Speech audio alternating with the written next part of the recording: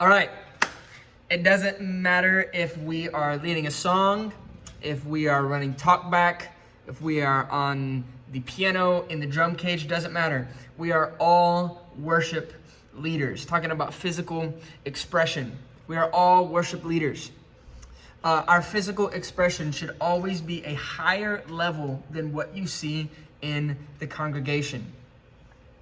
I don't know when you're watching this, but a few weeks ago, a friend of mine came up to me and said, "Hey, Joshua, when I see you jump on stage, it really gets me going. It really gets me excited, and I'm just ready to raise my hands." That's what I want. I want to produce a physical energy on stage that people can rise to. John Maxwell talks about the law of the lid. And in the law of the lid, he talks about how if you are teaching someone in something, they will never reach your level.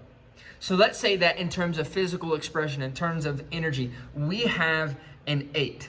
On a Sunday morning, let's say that we have an 8 in physical expression. That means the congregation will never pass a 7.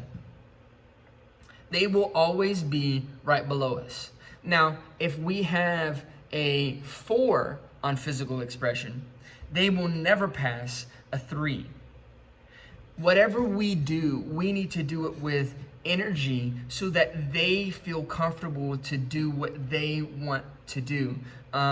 Now, if you look down at that last point, the next one is smile. We have to smile. We want to make sure people feel happy to be there.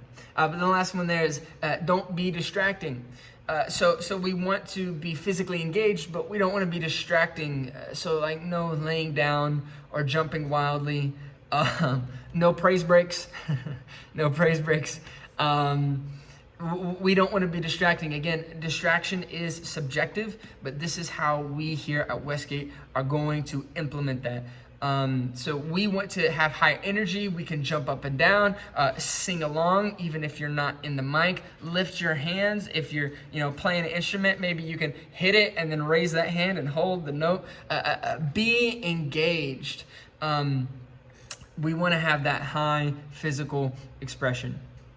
All right, and then the next thing is service flow, and this one we've been doing a pretty good job with. Just go through these really quickly. The first point is pretty much, please don't leave anything on stage. If you have any drinks, backpacks, purses, please take them to the green room. Next point in service flow. Be in the sanctuary for the duration of the service. If you step out, return in ample time to play after the sermon. As of right now, we are joining back up on stage at the last point. So if you had to pee, please go do that. Not near the end of the sermon. I do understand emergencies happen, but we want to hold to this as closely as we can. Next thing, be seated somewhere that will not be distracting.